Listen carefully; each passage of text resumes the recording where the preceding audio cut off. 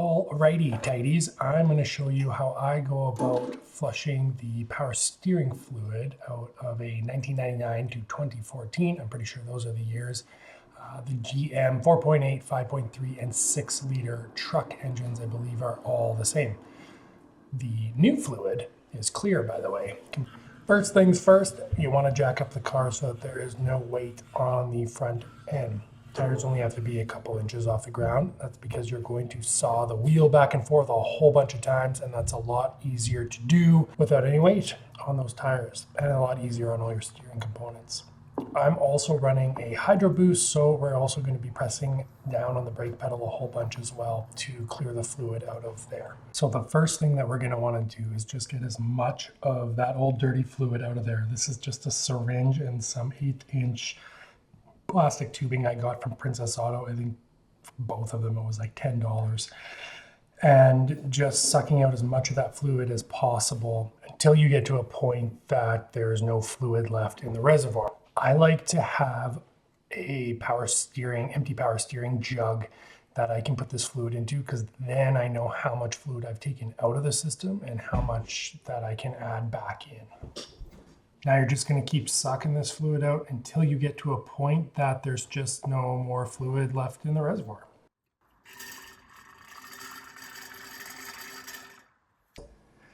So the next step now is to go into the car. You want to turn the key on. Don't turn the engine on. You don't want to run that pump without any fluid in it.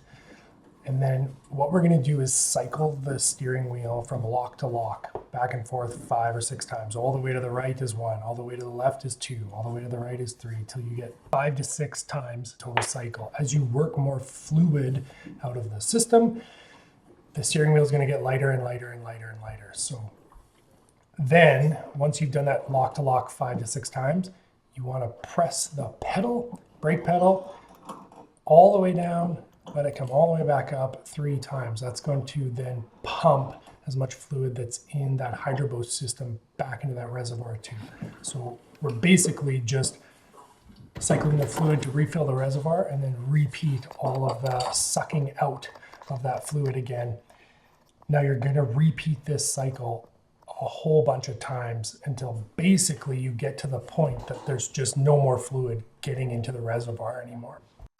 Said, you're going to repeat this cycle a lot. This part of the video is sped up by 1,000%. So it's just a lot of lock to lock, push the brake pedal, suck the fluid out, lock to lock, push brake pedal, suck the fluid out. You're going to do that a lot of times until, again, you just end up with no more dirty fluid in that reservoir. I did end up switching the length of hose I was using. There's like a part in that steering pump where you put the hose in and it hits it, and then you can wiggle it around and it'll get a little bit deeper, more towards the bottom of the reservoir to suck out even more fluid. So just a process. It takes some time, but it's easy enough and really not hard at all. Eventually, you're going to get to the point where there's just no more fluid getting into that reservoir. At that point, that's then the time it tells you you can start filling this up with new fluid and cycling that fluid through the system again in the same way that you were cycling dirty fluid back into the reservoir. Lock to lock 5 to 6 times, press on the brake pedal, and check the level. So of course, my camera stopped filming when I went through the whole process of refilling this system.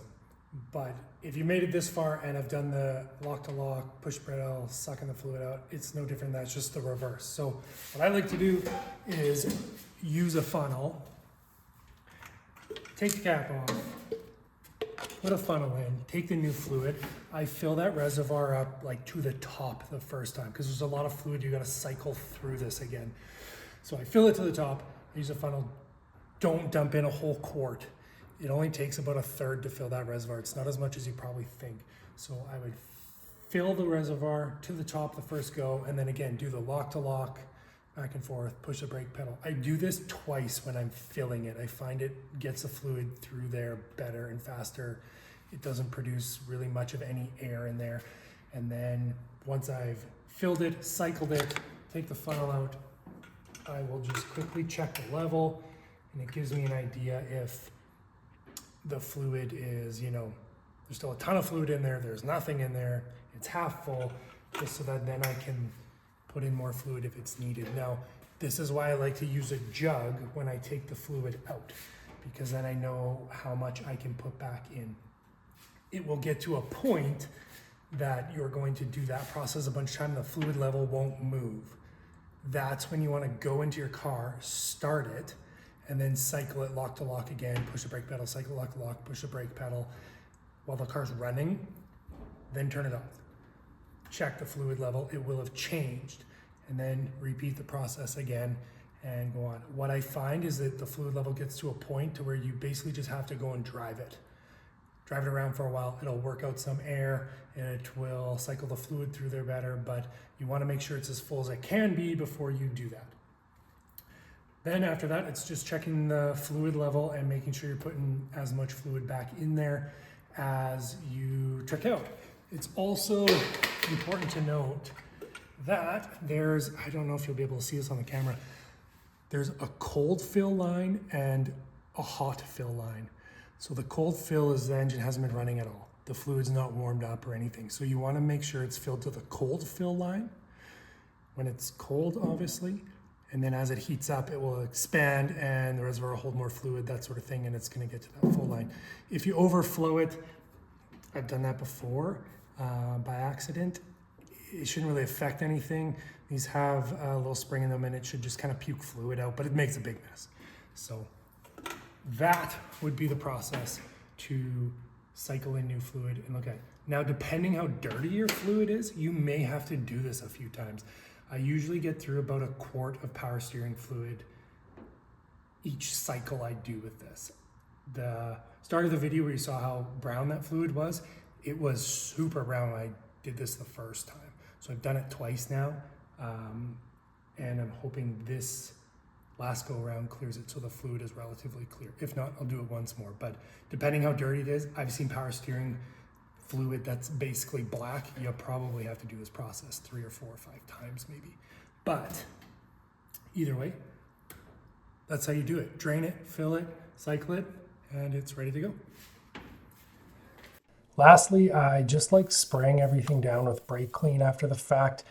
Sucking the fluid out that syringe and the hose, it just kind of gets fluid everywhere, and you're using that funnel and taking it in and out, but just helps clean everything off, look pretty again. And that's me, single-handedly keeping brake clean in business.